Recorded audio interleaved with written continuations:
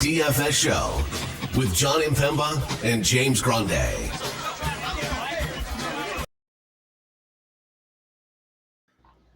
What is going on, FA Nation? John Impemba here with James Grande. Welcome into the Fantasy Alarm NBA DFS Playbook Preview Show. It is a Monday 10-game main slate over on DraftKings. FanDuel may have included the late games here, so you might be looking at like 12 games over there. Let's see. Monday, Maine. Let's see. Does Monday have the 10 p.m.s? They don't. They have, they do. It's 9:30, not 10 p.m. So they do have two extra games on the Monday slate over on FanDuel. So 12 games there, 10 games over on DraftKings. Some exciting matchups. As you can see, Nikola Jokic, $12,000. So expensive. Wow, $12,000. $12,000. I know James has some thoughts on the pricing of the Joker. Hopefully you guys tuned in on Friday where we were touting Mr. Nikola Jokic there at a low rostership. And he went for 99, 98, or was that Thursday? Whatever slate it was. 99. Yep, you're right. 99. Big night for the Joker there. We'll likely be looking to go back to that but plenty of fun matchups. Some big injury news on this slate as well.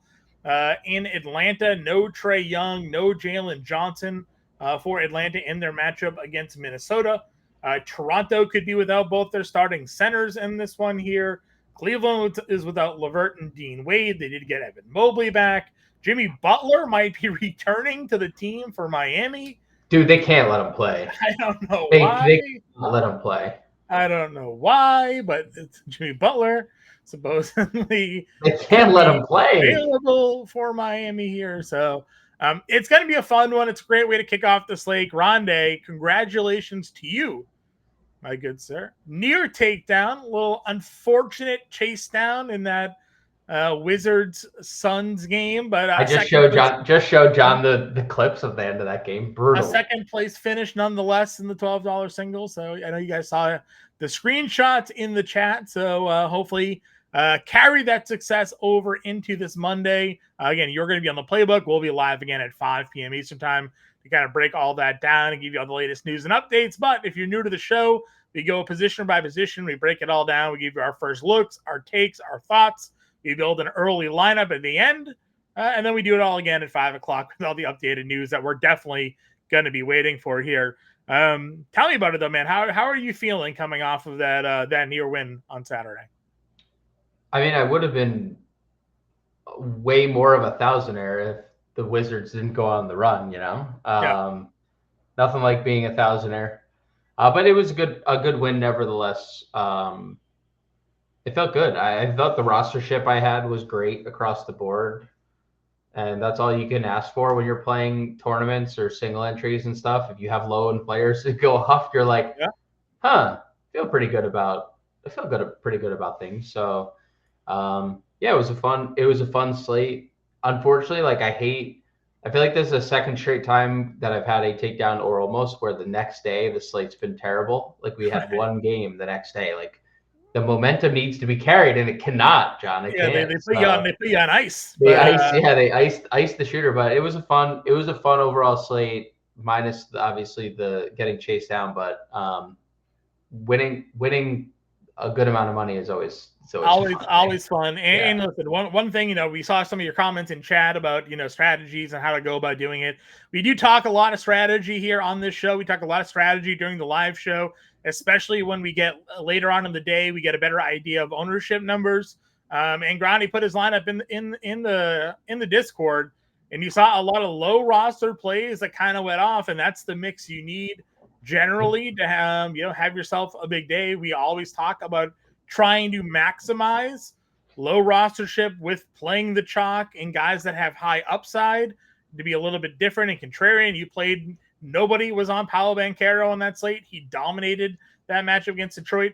Nobody played Vic Krejci, despite the fact that you have specifically been touting him for a week now, since he's basically been in that starting lineup. No Jalen Johnson again. He went off. You used, the ability to look at Toronto. Kelly Olynyk was out. They had no centers. You played Chris Boucher. Nobody played Chris Boucher. High usage rate, high fantasy point per minute player that we talk all the time about, and he went off. So Sure, you need to mix all the right ingredients together to build the perfect lineup to go some of those runs. But as we talk a lot of times, our roster construction, it's about finding the right pieces for guys that have the opportunity to produce with those high usage rates, with those high fantasy point per minute outputs. Yeah, I think that's like a lot of what you said is like the key, like mixing those things together, because it's like one thing to look at, rostership and say, oh, well, this player is going to be low owned. Well, why is he low owned? Is he a good fantasy point per minute player? Or is it Anthony Davis in a good spot? Or is it, Paolo in being a high usage guy? He just hasn't been extended in terms of minutes. So I played, as you mentioned, Boucher. Chris Boucher is not just he's a very high usage fantasy point per minute guy when he gets an opportunity to play. When they had no centers, obviously I ran really good with Chris Boucher, Sure. but this is not the first time this year that he's just made every shot and he is a good rebounder. He is active defensively. So, knowing, oh, well, these players are out, I'm not just going to play and I don't want to throw Josh Green under the bus, but right. I'm necessarily pivoting to a Josh Green type player who has a 14% usage, whether or not him. Two guys under $3,500. Chris Boucher is a 1.3 fantasy point per minute guy. Yeah. And Josh Green's 0.7. You're just because there's now an opportunity for Josh Green to play because there's no LaMelo Ball or something like that doesn't make him a good plug, right? Right. And that's some of the things that we talk about here. Yeah. And just one more thing, and I'll just, I'll bring it up in my lineup and just using it as an example. And I said it to you before the show, but I didn't even say it properly, more than likely. I played Tyrese Maxey at 13%. He was, nearly $10,000. 50% of the field played LaMelo Ball.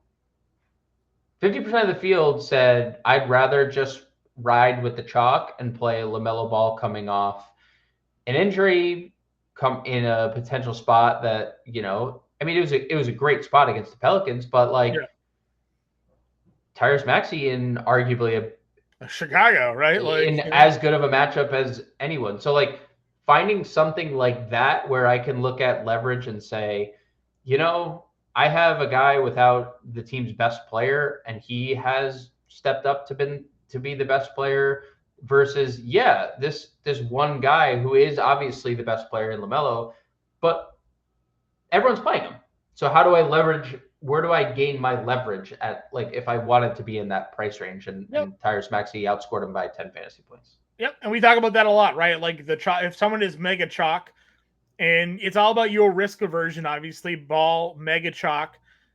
But like you said, a guy with very similar upside, someone that we've seen go out and give 60 plus fantasy points at a fifth of the ownership. Well, hey, if tonight's a Maxey night and not a ball night, even if he outscores them by 2 fantasy points, well, that's enough. That's you better than the field. That's your leverage. That's the decision and some of the things you have to do to kind of take down some of those tournaments. Tournament selection also all definitely matters. I was kind of railbirding you a little bit, and we were going back and forth, and you were in, the $5 or the $12 thing, and I was like, you're top 5 right now, but if you were in the $5 zone, which is a max multi-entry GPP, you'd be outside the top 20. So there's a difference between playing single entry tournaments and playing max multi-entry tournaments. So finding the right tournament as well has a lot to do with takedowns, but we'll do a better job. And I think we do a good job anyways, but we'll continue to kind of talk through strategy, lineup construction, especially in the live show where we have more of an idea of ownership and the injuries and the news that come through. But we'll do, because again, we do get those questions in Discord, and we do obviously answer those questions in Discord. It's a lot of it is obviously slate dependent, but there's some basic strategies that you can go about and identifying, because again, there are a lot of times where you guys will send us your lineups, and there's a lot. It stars and scrubby. You're trying to jam in multiple high price plays, and sometimes the value plays that get plugged in there aren't the ideal value plays based on the output. Using James' example, putting a Josh Green in there over a Boucher, the ceilings versus the floors are completely different between those two players, and that could be a difference between cashing and not cashing. So there's a lot of injury news on the slate. We'll go over it obviously today, and then when we get the updates, we'll go over it again when we go live at 5. Hit that like, that share, that subscribe button so you get notified when we do go live if you are new to the channel. We'll start it off. Again, your top overall price plays on the slate up over $10,000. Nikola Jokic is $12K. Cade Cunningham, 10.5. Anthony Davis, 10.4. LaMelo Ball, 10.2. Domantas Sabonis, $10,000. That brings us to point guard, where Cade is 10.5. Ball is 10.2. Those are your top 2 price guards. Cade has Cleveland. Ball's at home against the Lakers. Thoughts on these matchups? Obviously, both of these players have pretty high ceilings. Do you see them garnering any ownership on this slate? Yeah, I mean, I feel like we've talked about it for a couple days now, but Cleveland's definitely scuffling a little bit. So I'm good with getting to Cade. I think Cleveland, this is their first 3-game losing streak of the year. 5-5 over their last 10. Cade has largely been matchup proof. So if you want to play Cade, sure, right? He's very 3 actual against Cleveland. He's very good. So he's a big guard. They don't have Isaac Okoro defending. Like, that's going to be tough for them. Okoro's obviously their best perimeter defender. Not that he would play a lot, but even those like 10 to 15 minutes would impact. And Cade is elevating his game into just elite, superstar player. Where, like you said, these guys end up generally being matchup proof. I mean, Orlando. Now, we've talked about the Orlando defense, and you've kind of pointed it out. Now we're on like a 5-game run now where they're giving up a whole lot of points to their opponents, even as they are healthier. Maybe not having Goga Badate in the middle of that defense is causing them some defensive trouble there. But Cade, just incredible. This game has a 233.5 total. Cleveland is a 9.5-point home favorite there. LaMelo Ball finds himself at home. Lakers 5.5-point road favorites. 221.5 game total there. Like you said, nothing against LaMelo. They kind of got run out of the gym. He only played 30 minutes in that game. Maxey outscored him by 10. It was a reason you were able to kind of hop the field there. But he is obviously always capable of taking a bunch of shots. The Lakers are not a great defensive team. But if you wanted to pick either or, Cade certainly in a better spot performance-wise. Going down into that I would say just to that, I would almost guarantee LaMelo's more popular. Sure. Cade. Just optics of matchup for sure. Yeah. Your next tier down is kind of interesting though. Scotty Barnes, $9,300. Again, there's no Emmanuel Quickly still, unfortunately. Anthony Edwards back to having point guard, shooting guard eligibility, $9,200. John Morant, $91. Kyrie Irving, $89. We'll go Brunson, $88 as sort of that next crew there. Toronto, New Orleans, like that's going to be a fun matchup, I think, for DFS in this one. Obviously, Scotty Barnes, over 50 fantasy points in 2 of the last 3 games for him there. DeJounte Murray's a little bit further down. He didn't play the other day. I imagine he would play this go around, $85. He's questionable again. It's a sprain. He sprained his finger. So he's questionable. I'm just assuming, but you're right. I could be wrong that he would end up still playing in this one, but because he's been dealing with the elbow. All those questionables have been the elbow, and then he actually apparently sprained his finger. The finger sprain, Well, we'll see if he plays or not. If he doesn't, obviously we know there are plays to go there. Jordan Hawkins started the other day, in his stead. But this game, Toronto and New Orleans, 232.5. Toronto is a 1.5-point home favorite. Again, Scotty Barnes, double-doubles in 2 of the last 3. The assist numbers have been pretty great in the majority of those games. 50-plus fantasy points. The scoring's been there. Free throw attempts are nice to see the last couple of games as well. $93 for him. Edwards against Atlanta at 92. Atlanta, in this game, no Trey and no Jalen Johnson. Minnesota is a 9.5-point home favorite. What are your thoughts on this 9K, high 8K range? Yeah, I think the first couple names that stood out to me, one was Scotty Barnes. Anytime you get the scoring from Scotty Barnes, I feel like there's just a massive ceiling because the peripheral stats are like so solid. So I definitely like the spot for Scotty. Kyrie was the second guy that stood out for me because he gets Washington. Like we get Kyrie, no Luka, shorthanded team. If this game is all close, and for what it's worth, Dallas hasn't been great over the last handful of games without Luka. I mean, they lost outright to Charlotte.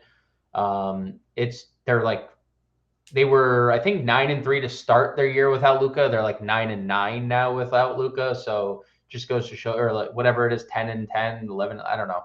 Yeah. But Kyrie gets Washington. And if you get anywhere near 40 minutes again from Kyrie, that there's as high a ceiling as anyone in this range. Just his last 2 games, Boston, OKC, right? Tough. Yes. Generally tough matchups. Yeah, know? And he still and the minutes and the shot volume didn't really taper off in those games. He just, didn't give you 36, 33 actual. I would say like he obviously is going to be guarded by Bilal Coulibaly in this game. You could also say that about Edwards. Edwards is going to be guarded by Dyson Daniels. Like both those players have really tough individual matchups. So Barnes and Kyrie were the 2 guys that stood out to me. Good with Edwards, good with Morant, always fine with Brunson. Big pace, big pace up spot for the Knicks, obviously, if you want to get there. I mean, this is kind of a fun matchup too, I think, if everybody's kind of healthy and on the floor, right? Between the Knicks and the Memphis Grizzlies. 242.5. The second highest total on the board. Yes. 242.5, 3.5 point spread. Second highest, yeah. Second highest. Yeah, it's a fun game. And obviously it's I would say it's better for the Knicks just given what the pace of this game is. Yeah, I agree. Brunson's kind of exciting. Morant's obviously there, as you mentioned as well. Would you get to Anthony Edwards? Because, I mean, it is a good price. Yeah, he's fine. I would say, like, it's a good matchup for the Timberwolves. He has going to have the least fun out of everybody. Yeah, he'll have Dyson Daniels on him the entire game. The matchup for the team is fun. It's not going to be fun for Anthony Edwards. Maybe we'll get some Rob Dillingham minutes, and we can enjoy watching that late in that game. Yeah. All right, work our way down the list, dude. Why is De'Aaron Fox $8,100? Sure, he's got a couple bad games in a row. And all of a sudden, like they're just dumping his price tag. Like I get it, Malik Monk, DeMar DeRozan have been great. At some point, Sabonis. At some point, De'Aaron Fox is going to go for 50 fantasy points at $8,000, though. Yep. Does it happen against Brooklyn? I guess is the question. Could. I mean, what is Brooklyn going to do? What can Brooklyn do? Also, Amin Thompson, interesting positional eligibility here, John. Goated, the guard, small forward. The goated eligibility, point guard, small forward. Absolutely no reason for him to get point guard eligibility on this slate, but that's fine. Gets 10 assists. They're like, I guess we got to give him point guard. And I wouldn't shy away from him against Boston here. Again, Boston has not played well. Sure, it's so funny. They haven't played well. And they're 32-14. It's crazy. Yeah, but because they're 500 over the last month. But they just beat up on who was it the other night? Who did they just play? Who did Boston just play? They played the Clippers the Mavericks. Yeah, they just smoked the Mavs right in that game. But I mean, Houston's gonna give them some tough spots here. Boston back home for sure.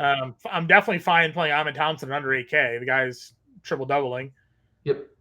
You have Garland in this range, McCollum. Would you play Dyson Daniels? No Trey. Where does the usage on Atlanta go? No Trey, no Jalen Johnson this year. I mean, it evaporates into thin air. They don't have. How many people get sucked into Bogdanovich again this time? A lot of people, especially if DeAndre Hunter doesn't play. A lot of people, because like Hunter's questionable, Ricochet is questionable. Yeah. Usage rates, John. Are you ready? I'm listening. Only Johnson and Young off the floor. Dyson Daniels, 27% usage rate for Dyson Daniels. Useful. Fantasy points per minute, Dyson Daniels, 1.3. 200-minute sample. It's good. It's a really good number. Highest usage rate on the team, DeAndre Hunter, 31%. But DeAndre Hunter listed questionable. So we will see. Vit Krejci, only 16% usage rate. I wonder if you were to last month sample size that and not seasonally sample size that if Vit Krejci's numbers are bad. Because early season Vit Krejci was pretty bad, but recent Vit Krejci, just for context, has not had a singular game in January over a 17% usage rate. So is he just a high fantasy point per minute player and not a high usage rate player? 0.8 without Jalen Johnson, Trae Young this year, but obviously lately he has been much better. Been far better, right? I do. My Vit Krejci thing, I'm absolutely fine with him. I will like to see if Ricochet and Hunter play, because then I'd like to see what their lineup looks like. Sure. Because Ricochet, he has obviously been the main beneficiary of Ricochet being out. And Ricochet is listed questionable. Not that I think Ricochet is going to play a lot, but I do think that obviously one's a fourth-year player that's never played in 4 years until this year, and one was the first overall pick of the draft this year. So the game with the highest total on the board today, 244.5, is Denver-Chicago.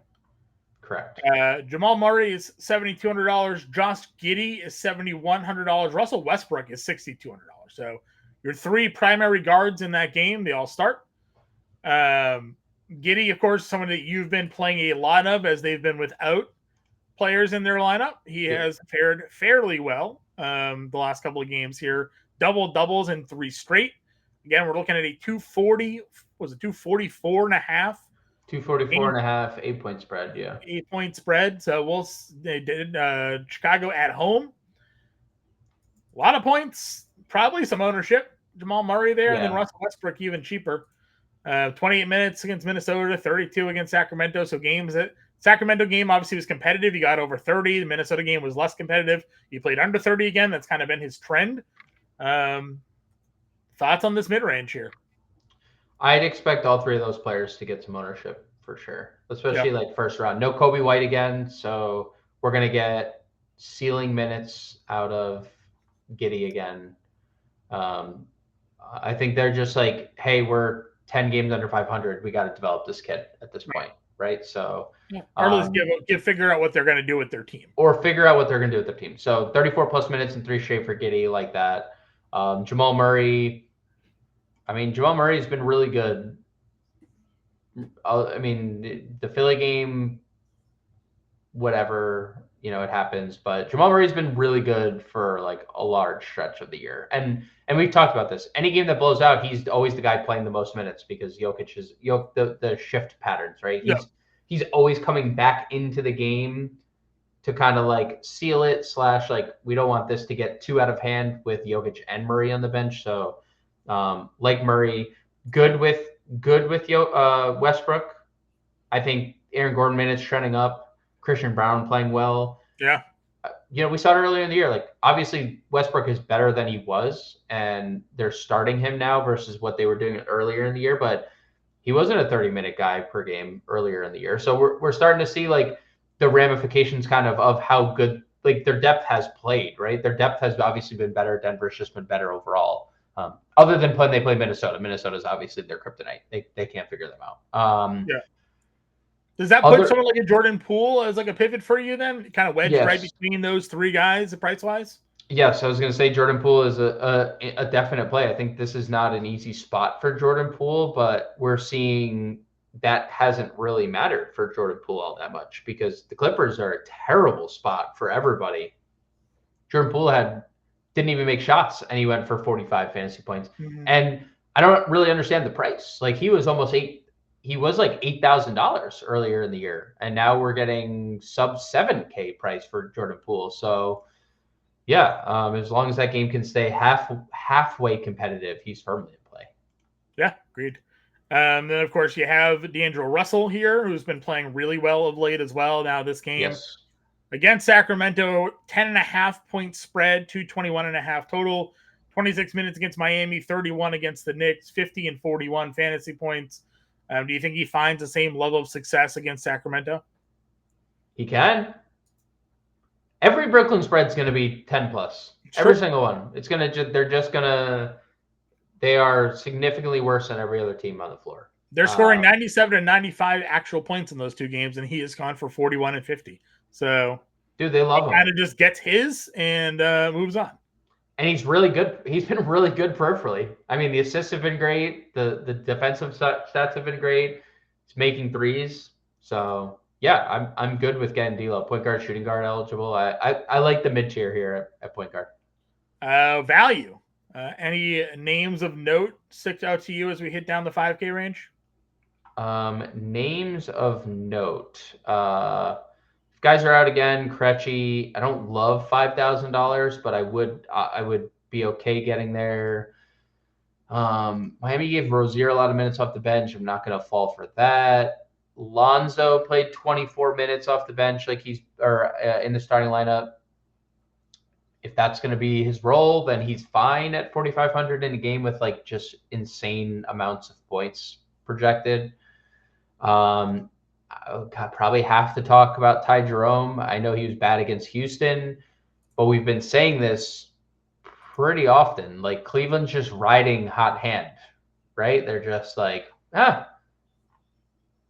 Dean Wade's out, Karis LeVert's out. These players are out. We need a fifth player. If you get hot, you're in the lineup. And Ty Jerome the other day was in the lineup. I will note, the Houston game, Max Strus played the most minutes he's played. So I think all year. So we'll get there. But obviously Jerome is no LeVert, no Wade, a potential guy to get massive minutes. And then you get to like the Bub Carringtons. Starts? Keaton Wallace. Last time we saw him, a month ago, almost half a month ago, was his start explosion. I want to see if he is with the team or is he in the G League. That's what I'm going to look, because their injury report has already come out because they released I would think if they already ruled out Trae Young, then he might be back with them. But Keaton Wallace is questionable. So my assumption, because night before he's listed as questionable, he's on a two-way deal, so it's easy for him to. He's questionable because the G League. He's gonna probably, assuming, we get that, but he'll probably be available. But as of right now, he's listed questionable. I guess assume he is active. Does he start? I guess it just depends on who's healthy, because I don't think they would not start Ricochet just because they've started Ricochet, and then it just depends. Do they go Vit or do they go Keaton? Or Dice, because you got Daniels. Yeah. If Ricochet plays, Ricochet, Okongwu, 3 for sure. They started Nance last game next to Okongwu. So if Hunter sits, Nance starts. That's 4. And then is it Vit or is it the starting lineup that day? Was against the Bulls was Daniels, Vit, Wallace, Capella, and Roddy. Now, obviously, they're playing Oni over Capella now. And they didn't have Nance. And Nance was hurt that game. Nance would have started over Roddy. They did not have Trae or Jalen Johnson in that game. So Or Ricochet, correct. Who's been starting. And all 3 of those guys are starters. So, it's just a total crapshoot. So they could go Ricochet instead of Nance, and that's they could, and you just play Daniel, Krejci, Wallace, and Okongwu and Ricochet. You're just really small because it's Minnesota. Yeah, that's fair. Right? Like that's a really small. Like they're going to be small anyways unless they play Capella. So, not if they go Nance. Nance is like a fine matchup for Randall. Sure. If Nance plays, right? Like that's Nance, or Randall would bully Ricochet. I think Randall will probably just have a good matchup regardless of what they put on him. I think I'm just basically playing devil's advocate with you here because we also have to put into reality the matchup against Chicago is not the matchup against Minnesota. Yes, it's also true. But we could have a $3,800 starter, so something to kind of pay attention to. Yes. Dillingham, of course, doesn't play against Dallas, gets 9 minutes. Goes against Denver in that blowout. He gets 20. He goes for 22 fantasy points. Yep. You can't. It's hard to play blowouts. It's hard to predict blowouts in this league, as we've talked many a times. Dillingham is a talented player that has nice upside, but is far too streaky to trust, as we learned in that Dallas game, where we thought he was going to split minutes with Conley, and that did not happen. He barely saw the floor. No. So, there's that. Anything else for value for you? No. Okay. Shooting guard. A lot of these guys have dual positional eligibility, so we've already touched on them, but you have Donnie Mitch at 86, Murphy at 82, Levine at 81, and Bain at 8K. All very solid options. Dude, Donovan Mitchell has been really good. He has been really good. Yeah, I don't know. He's just been really good. So the minutes are not what we got earlier in the year. There's a guy averaging 31 minutes on the year because Cleveland's been able to stay healthy and just play 10 guys every night. But he's playing max minutes right now. So I like Donovan Mitchell. Trey Murphy forever in tournaments. I know he hasn't shot the ball particularly well. The Memphis game, he didn't really shoot at all. 14 shots. That is Zion related. I said no Zion. Zion comes back rather, and like obviously he's just a usage monster. We say that all the time when Zion. It's like a 35% usage rate when he's on the floor half the time. So like it is. I'd be good with Murphy if it's like him and Zion and McCollum's there, but like if DeJounte were to sit, if they're all there, then it's probably a no. But in large field stuff, I'd rather just play like future. If he hits a few more threes, the numbers look better. Obviously, it's 2 for 9, 1 for 4. He's better than a 25% 3-point shooter. But yes, no more are you getting the 20+ shot attempts when Zion's on the floor with a healthy group there. And who would you rather play? Future Nugget, Zach LaVine against the Nuggets, or Trey for $100 cheaper in a 244.5 implied total, or Trey Murphy? I feel like LaVine's the answer currently. I mean, I would play Bain or LaVine probably over Murphy. True, that's true. Bain's been awesome as well. The only thing that sucks right now for Bain is that he lost his small forward eligibility. Yeah.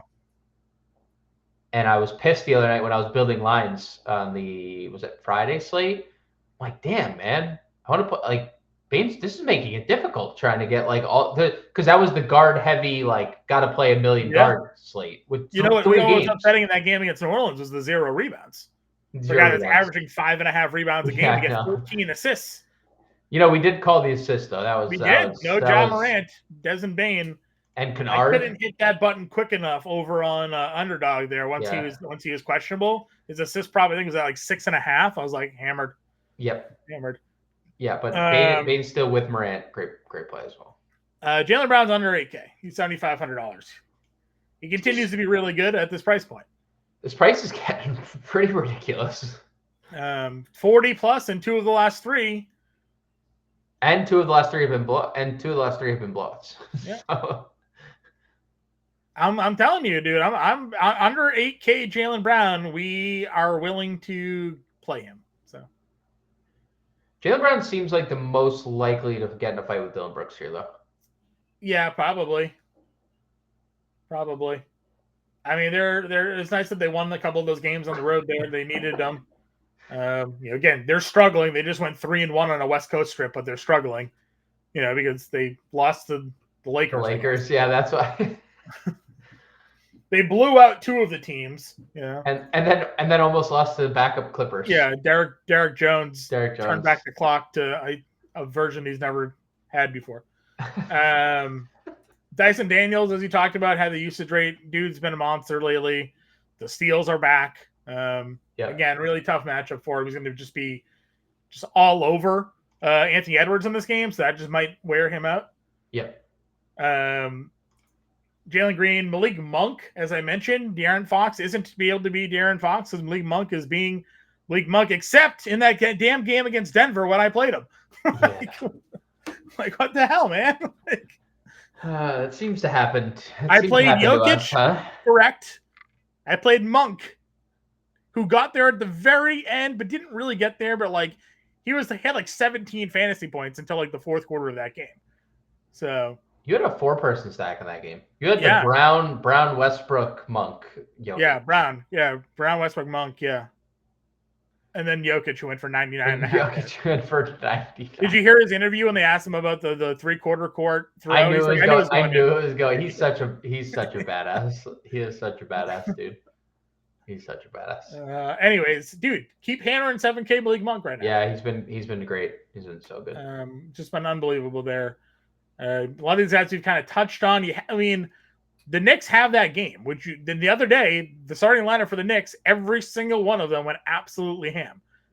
OG obviously had the 35 actual, whatever it was, but like Mikal Bridges was pretty good in that game as well. Do you like confidently play any of these other guys, or is it just Brown or Towns and Hart. Benson and Hart? And Hart. Yeah. And Hart. No, you can confidently play Josh Hart. He had the tripled up. I feel like you can confidently play. Is he up over 8K yet? Let's see. Josh Hart, $7,800 still. I can't confidently play anyone else, but when you have 40-minute upside, you have a place in like the player pool. I agree. I don't really care for much of this next range. No, not until Christian Brown, probably. Yeah, Christian Brown. 26 minutes. I mean, the minutes have been kind of unfortunate for him in general because that's what they've looked like for all of Denver, mostly. Yeah. But he only got 25 in the Sacramento game. Well, do they have to put Jokic back in that game? They did. They put Jokic back in that game. Oh, yeah, it's true.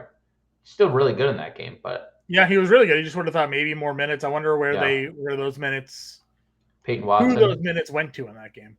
Peyton Watson. I mean, Aaron Gordon played in the Minnesota game. Aaron Gordon played like 24. They gave Watson, John, 25 minutes in the Sacramento game.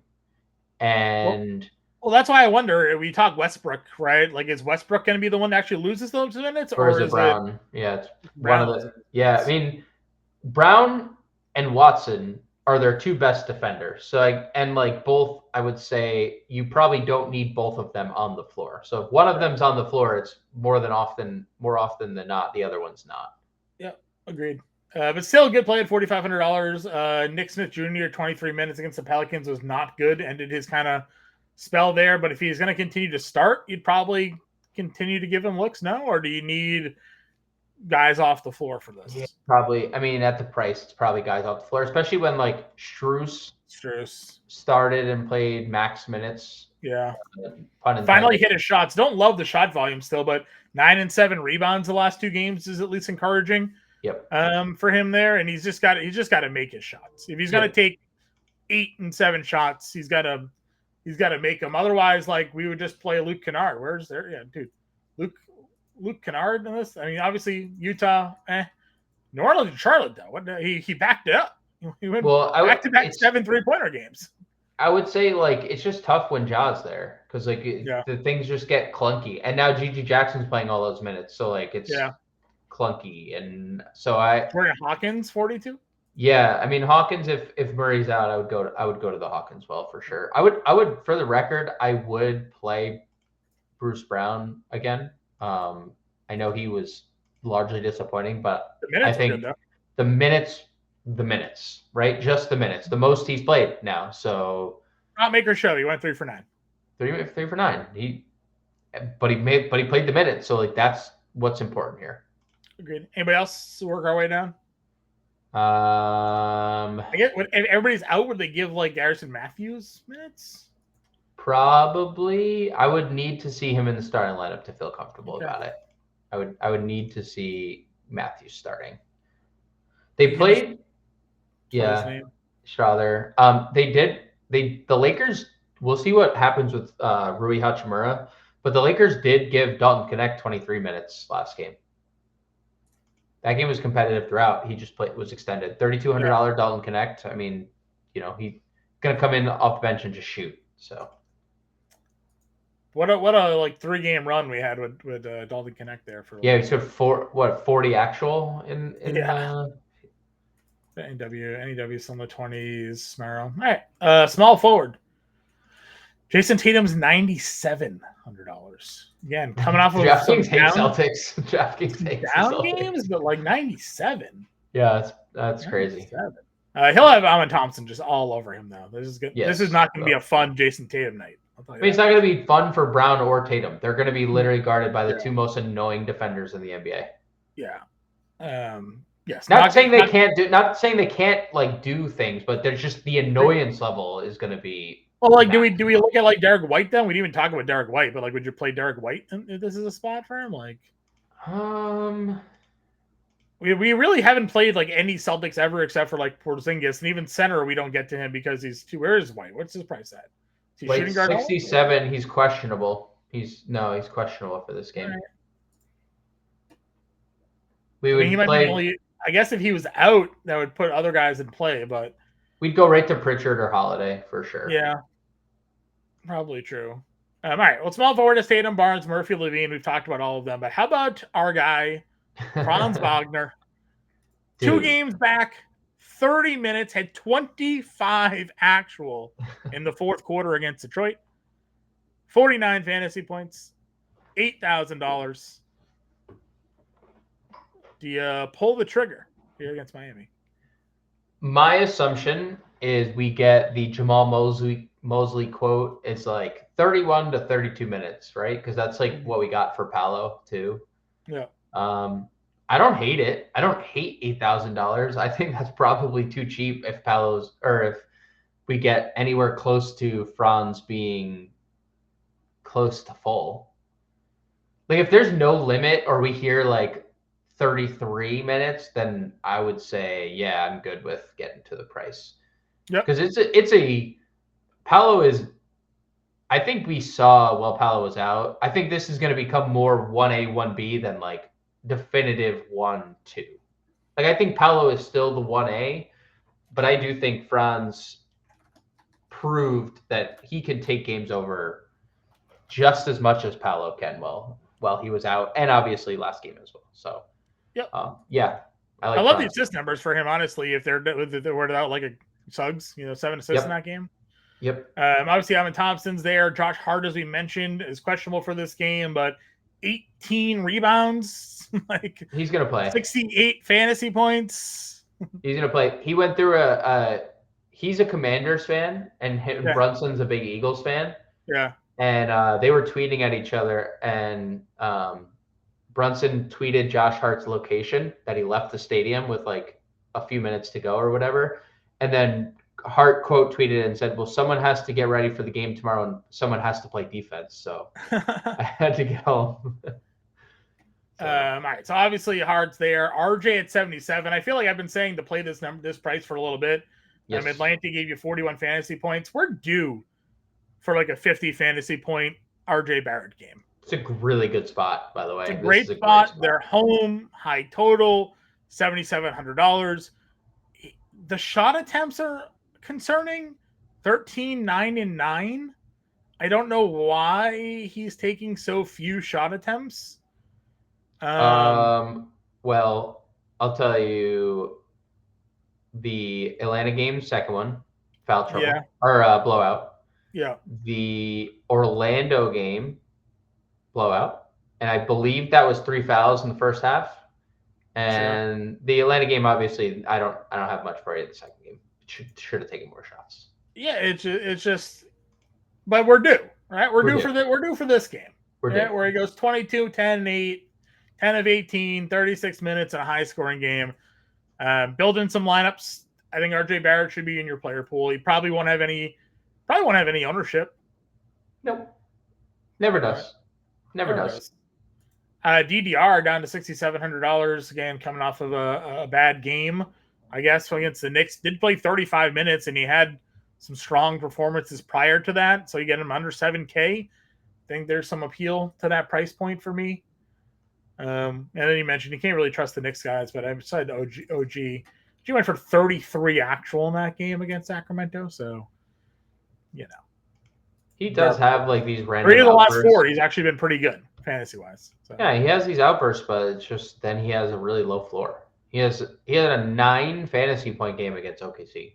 9, dude. Mm-hmm. He played 36 minutes. He played 36 minutes and 9 fantasy points.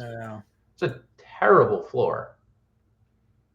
It's a terrible floor. I know. 41, 38, and 50 in 3 of the last 4, though. So. No, look, he plays 40 minutes. 40 minutes, sign me up.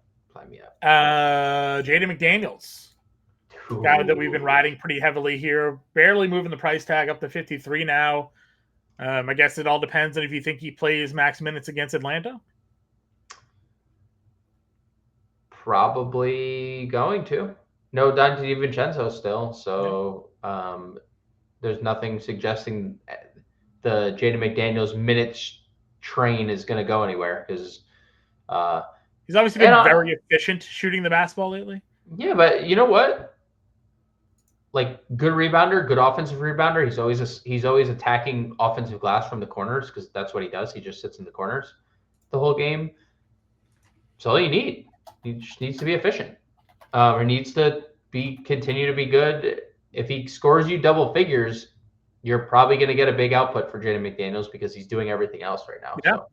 So you get the 7 stock game, you get 50 fantasy points out of him. So yep. All right. What else do we think?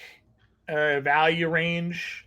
Jalen Wilson's been better, 51. They're hurt. I mean, Cam Johnson's out. Cam Thomas is obviously still out, possibly without Ben Simmons. So if they're going to start and play Jalen Wilson big minutes, then I'd go there. Naturally, Quentin Grimes, when no one plays him, gets all the minutes. I see you. I said you got the minutes at Oscar Thompson. I see you. Yeah, so that was in the Toby game. Do we have Toby's status? Toby left that game with a questionable. Yeah, so he left the game with a head injury, John. He is not in concussion protocol. They're calling it post-traumatic headache. Okay. But he was unable to return in that game, and they just gave Asar all the time. We don't need to figure it out too hard. We'll know in plenty of time whether Toby plays or not. So if Toby's ruled out, we'll then gear up and clench your butt because get ready for either a monster game or 2 quick fouls because he's guarding Donovan Mitchell and your night's over. So there is just simply no in between with Asar Thompson. Yep. You mentioned Grimes. Obviously, Strus is down here. Brown, Bogdanovich, if everybody's out, may end up starting. Bruce Brown's down here. Giving like George Niang a look. Got 29 minutes in that game against Houston. No Dean Wade. No Karis LeVert already. Yeah, the minutes are random, but I'm okay with it. I mean, when he makes shots, he's another guy that gets extended. Look at the last 2 games that he's like made all his threes. 29 minutes in each of those games. So high ceiling, low floor at the price.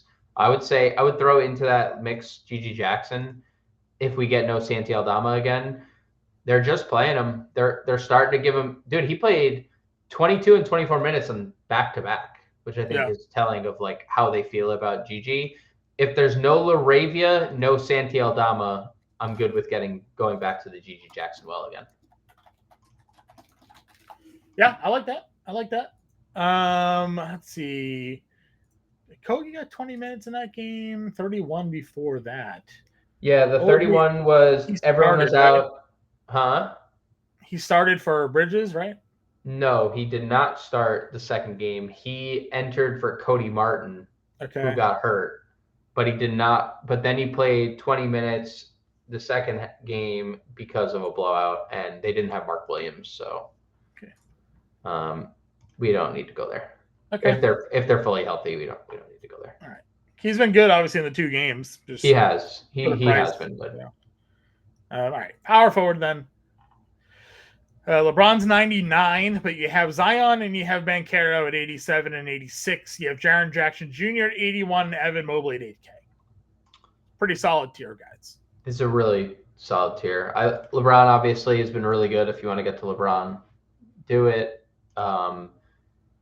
Zion, if you're going to get anywhere close to 26 minutes and possibly more out of Zion, then, I mean, he is just on a different planet. His rebound prop for this game was 6.5. I wrote it up for the article on Saturday. Why? I don't know why it was as low as it is. And if they're going to just keep giving you low rebound props because maybe it's the minutes thing that like the algorithms aren't like factoring in. He's like, oh, he's only playing 25 minutes. He can't possibly rebound like this. And he is rebounding. He actually hit the over on a double offensive rebound putback where he got the offensive rebound, missed his layup, and then got his own offensive rebound and put it back in because he's very capable of doing those things. Yeah, I mean, he's the most athletic person on the floor. No matter how much time he misses, he's still the most athletic person on the floor. Yeah, especially, and if there's no DeJounte, we're going to just get max Zion shot attempt, max Zion everything again. And I think Paolo pretty much solidified. He can, at this price, there's no point in like not including him in all player pool. He probably gets ownership just because he just played 40 minutes at this price. The dude, as soon as you get this price in the minutes, forget it, right? Like I got in early. I got in early at the 40 minutes, and I wasn't expecting 40, but now that we're here, it's like, oh, okay, we're just rest of year, full systems go. He's going to be 10K in 2 weeks. Yep. Jaron Jackson Jr. is on to $8,100, 10 of 14, 10 of 16 of those 2 games, only 30 minutes in the blowout. Again, 242 total here, a close spread gets the Knicks. Feels like a potentially pretty good spot for some Triple J here. He is very good at basketball. That is all.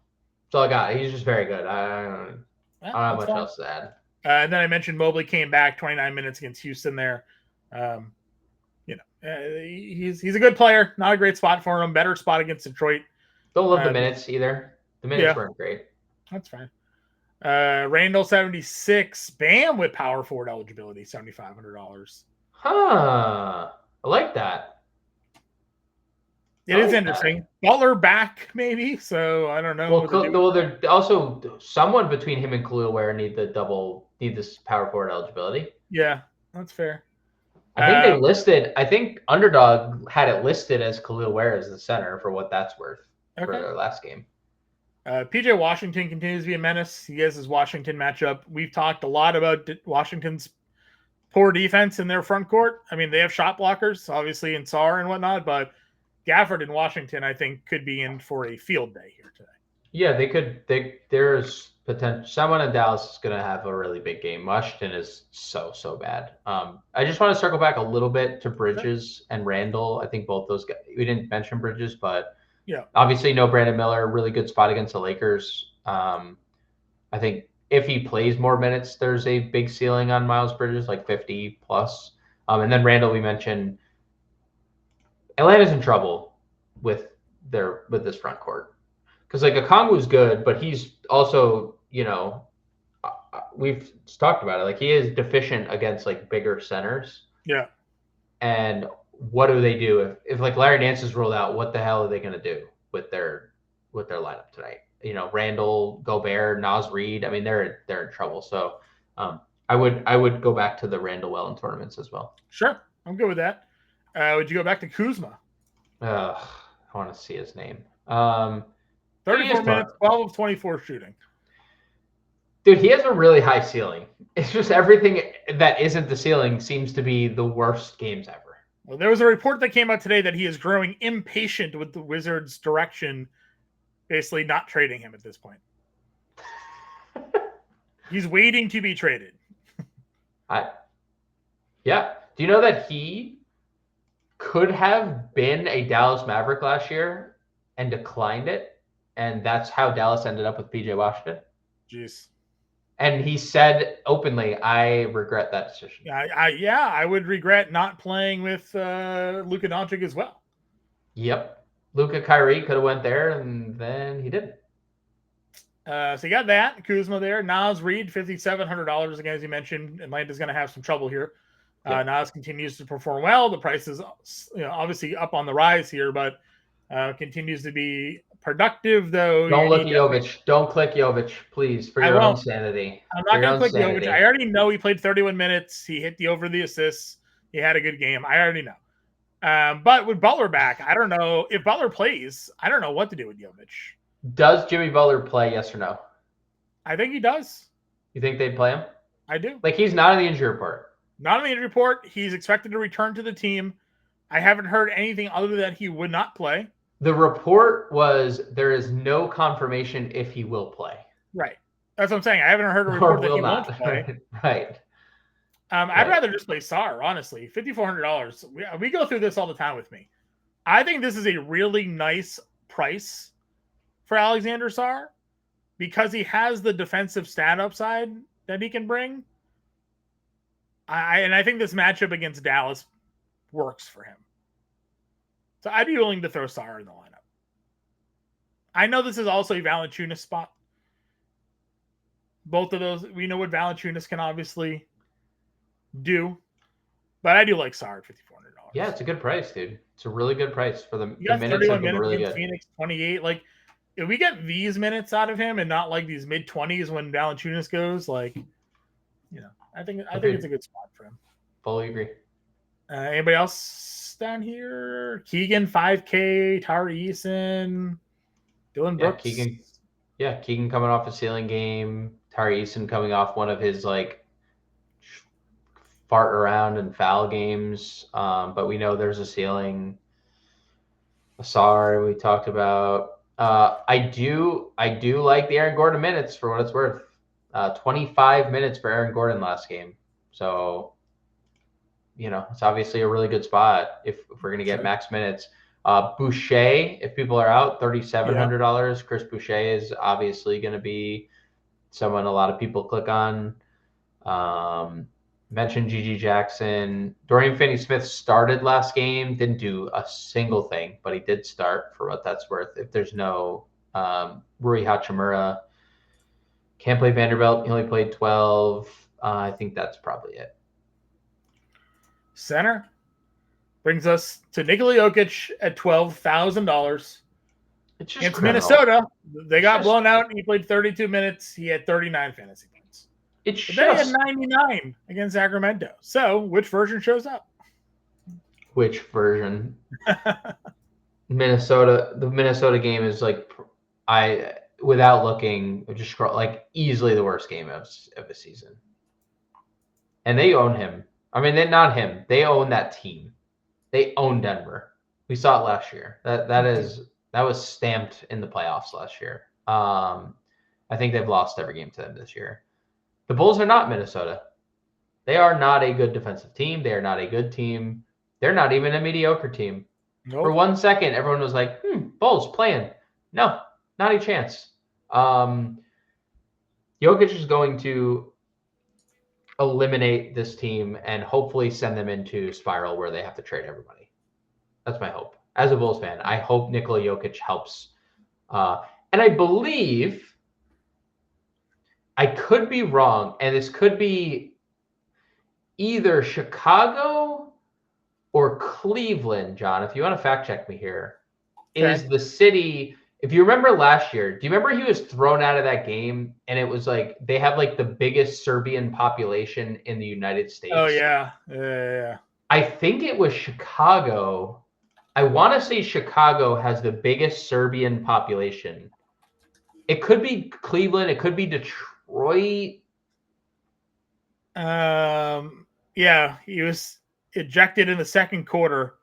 Serbian Heritage Night in Chicago. Serbian Heritage Night in Chicago. Yeah. Not a narrative guy. He got ejected in the second quarter of Serbian Heritage Night in Chicago. Not a narrative guy. Nikola Jokic has circled this on his calendar for the last year. The brothers are flying to Chicago. They're in attendance. Just saying. And I believe the Serbian population thing is correct, where they're like the most populated. Yeah, they had Serbian Heritage Night. I don't think that was just because the Joker was coming to town without it being a high population, Serbian population. Look, you get the hard-hitting stuff here. He's gonna score 100 actual points in this game. He's gonna next person to hold up the poster. And John, he's under 13K. That's usually all I say. But I mean, what are we doing? His price is going down. This is just I don't understand. Yeah. I don't get the 12K price tag at all. He was the first person I put into my lineup, and he's not even like a prohibitive price with the value that's on the slate. Like you can build around 12K pretty easily. You do have Anthony Davis against Charlotte though. That has been a goated matchup forever. He's $10,400. He's coming off 65 fantasy points and 68 2 games prior to that against Washington. You can always play Anthony Davis and save yourself a little money and hope that you don't get 99 from Joker, but like 68 or something like that, and you win the night because you saved a bunch of money. Sabonis, 62 fantasy points the other night himself with a triple-double against the Knicks. Against Brooklyn, we'll see how competitive this game is, but obviously Sabonis likewise can always go for 60-plus in those spots here. I think the next guy I want to go to, but you can talk about whoever you want, was Gafford. $6,700 against Washington. 48 fantasy points against Boston, 19 and 15 in that game. Against Minnesota, he had 41. Of course, he had 71 against Charlotte. I've told you that, many of times the Wizards are just a atrocious team against centers. We saw what AD did that night. We've seen what many teams have done against Washington. Gafford showed he has 70 in the bag. Little revenge game against his former team as well. I'm in on Daniel Gafford at $6,700. Yeah, and he's done it every time he's been extended. We've said that repeatedly. Okay. I mean, look at every game that he's played lately, 30 minutes, 48, 41, 71, 50. It's just what he does. He's just a very good fantasy player when he's not hurt or he's not in foul trouble. Those are his two conditions. Needs to stay out of foul trouble, needs to not get hurt. That's it. Mm-hmm. Was there anybody else in that between them that you wanted to play? I mean, I'd play Mark Williams. I'm not scared off by the price. I know he wasn't great against Portland, but I do think it helps having LaMelo Ball deliver you the ball. I do think it helps Miles Bridges being there. It's just like, oh, all we have to do is guard Mark Williams in this game. Okay. And I would play a Congo. Congo is 64, but the price is obviously getting up there. Yeah, but in 62 and 59. Yeah, we finally got a bad Kluwer game. Got benched for Jovic, but I'm also more inclined to think that those happen few and far between. He's been too good to like. Yeah. I agree. I mean, he's been really good. Obviously, had to come down a little bit. Gobert coming off probably the best game in a while that he played, and also probably still too cheap, under $6,000. That's fair. Misi's 5K. Valanciunas is 49. Edie has been really good the last two games. I don't know if they keep Edie on the floor long enough, but he's also gotten some blowout run. Like, I know he starts, but they give him the blowout run too. Yeah. So that obviously helps him. I don't know if he has like the ability to hang with Towns without fouling out of this game. Yeah, I mean, that's a risk. I would say that's an inherent risk guarding Towns in general. But if he can stay on the floor, then he obviously has a high ceiling. Yeah. Again, Valanciunas is always just a fantasy point per minute monster. So yeah, minutes are trending in the wrong direction because obviously Sarr's been playing better. Sarr's been playing a lot. Yeah. So, but it could flip. You never know. And then just monitor the Toronto situation. Pirtle's questionable. Olynyk's questionable. Orlando Robinson was in the rotation the other day with just Kelly Olynyk out and played 21 minutes. And yes, there was obviously like it's a little blowout aided, but Orlando Robinson played about 18 minutes without the blowout and had first quarter run as well. So like if there's no Olynyk and Pirtle, you might see Orlando Robinson start. Sure. So you're gonna get 20 minutes. I guess would you play more Nance if he started again? 35? I guess it depends on who's in and out for Atlanta if he's starting. Yeah. All right, let's get a lineup. We're obviously playing Joker here. Okay. Yeah, we sure are. At 5,500 player, just plugging them in, and we know there's some value on this slate here. Let's see. Where do we want to start? Strus. Strus yep. 44. Yeah, Strus is solid. He's going to play a bunch of minutes.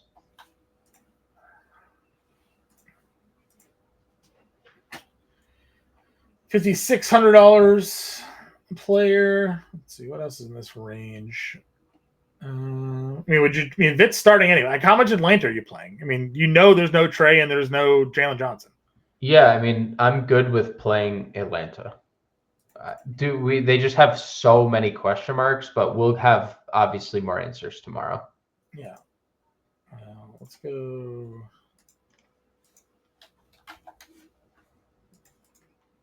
$5,700. I will say, like, do we have Agbaji news? He's questionable. So the Agbaji news, I was going to say we could just simply play Brown. We'd just play Brown, but I don't know. Yeah. Agbaji questionable, I think there could be some time cut into. Sure. You mentioned Grimes. Minutes have been there. Yeah, he's been fine. So Braun, 45. He's going to at least play the 25 or whatever. You like Aaron Gordon more? Christian Brown's fine. I mean, I like Christian Brown probably more because he starts, and we know there's no official cap on Christian Brown, right? Like there's a literal cap on Gordon. Yeah, I know.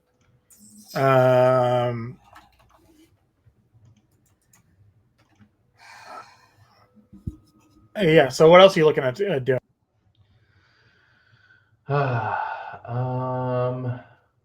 We got $6,000. I like that mid-range at point guard. The Giddey, Murray, Monk, Poole, Westbrook range, like one of those guards. Yeah. Giddey, play Giddey at 71. Giddey. Yeah, we could have 2 triple doubles with Giddey and Jokic there. Okay. Power forward. Washington or Gafford? No, just either. Yeah, I don't care. Yeah, Gafford a little cheaper. Yeah, do probably Gafford. Yeah, they've been so good against centers. Because it's 51. Alex R. I guess a forward at 49, 49. Could be off forward. Could be Grimes. It would definitely be. I would say definitely be Thompson. Would definitely be Thompson if Toby were to sit. We'll do this for now. Obviously, again, we'll be live 5 p.m. Eastern time. We'll have updated injury news, but for now, we're looking to get exposure to this Denver-Chicago game. Given that 244.5 game total there, Giddey, Strus, Krejci, Sarr, Jokic, Brown, Thompson, and Gafford. $100 left over. Make sure you get in that Discord, scan that QR code. Go to fantasy.com/win for that free 7-day free trial. We appreciate you all tuning in again. We'll be back live at 5 p.m. We'll see you then.